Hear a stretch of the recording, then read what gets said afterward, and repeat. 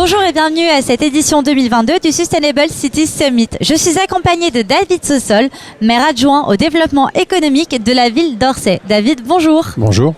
Alors justement, quels sont les défis de la construction du nouveau quartier liés à l'opération d'intérêt national de Paris-Saclay? Il y a deux enjeux. Le premier est lié pour Orsay, qui est une ville millénaire, à un risque de déplacement des centres de gravité et donc une gentrification du centre-ville.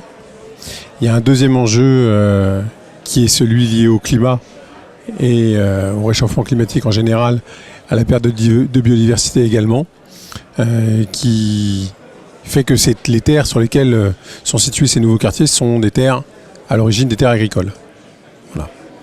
Très bien. Alors, est-ce qu'on pourrait justement détailler un petit peu quels sont les enjeux de redynamisation des cœurs de ville et comment est-ce que l'on fait pour intégrer les commerces et les parties prenantes à cet enjeu-là?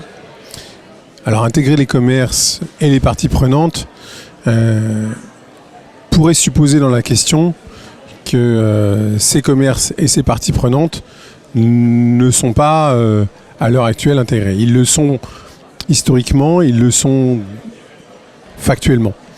La question est de les rendre plus forts et plus résilients face aux deux enjeux que j'ai exprimés tout à l'heure.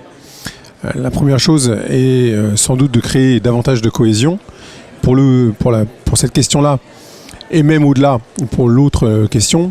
On a imaginé sur la ville la création, par le biais d'une application, d'une gigantesque carte de fidélité qui permet aux habitants de la ville de consommer dans les commerces, de gagner des points dans les commerces et de les échanger avec les autres commerces de la ville.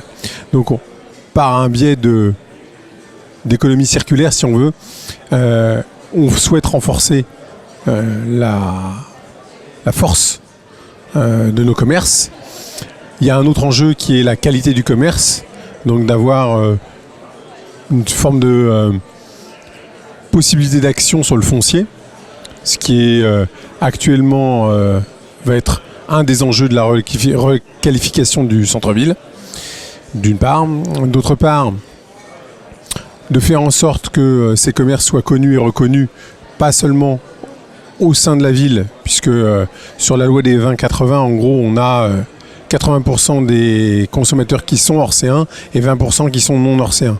Donc il faut aussi travailler avec ce qu'on appelle les employés non résidents et leur donner les mêmes droits, ou quelque sorte, ou les mêmes facilités, les mêmes avantages qu'un orséen. Donc là aussi, on va changer un peu de paradigme.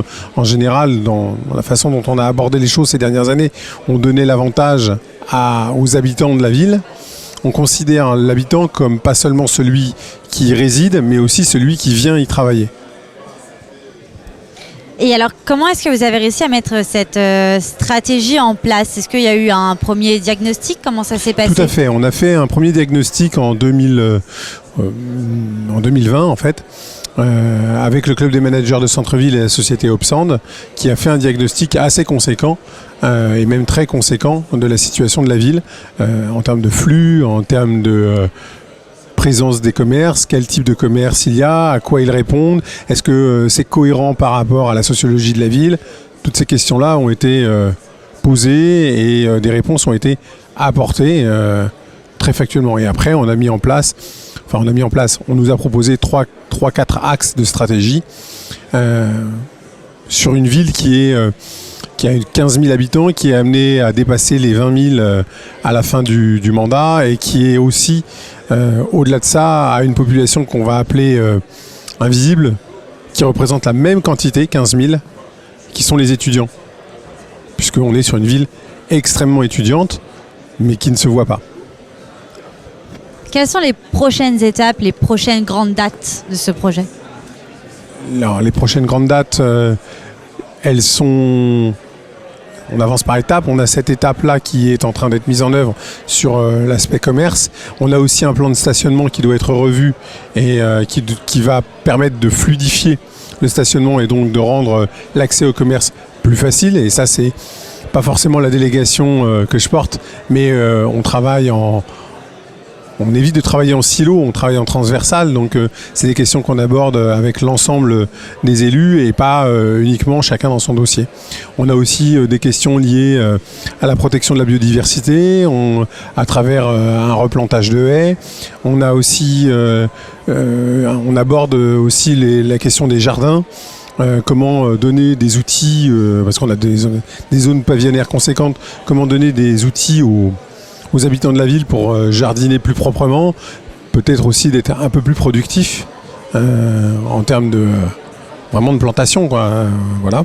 On a dans un autre domaine, on a la chance d'avoir un puits artésien, donc notre piscine, elle est chauffée par le puits artésien, donc on va faire partie des piscines qui ne vont pas fermer tout de suite. Voilà. On met en place aussi un plan vélo pour développer des accès plus simples au centre-ville et au commerce par le biais de transports non carbonés. Biodiversité, mobilité, une meilleure prise en compte des envies et des besoins de la population. Que faire de plus ? Tout ça coûte de l'argent. Et on est plutôt dans une période où les dotations globales de fonctionnement de l'État vont en baisse. Les pouvoirs des maires se rétrécissent. Donc on va dire que pouvoir agir, c'est aussi avoir les moyens d'agir. Et si l'État pourrait faire en sorte que nous disposions d'un peu plus de pouvoir et de moyens. Alors on ne demande pas forcément de l'argent, mais les moyens d'acquérir cet argent pour financer nos projets, ce serait le bienvenu. Est-ce que c'était le mot de la fin ? Ce sera le mot de la fin. Merci beaucoup David. Je vous en prie.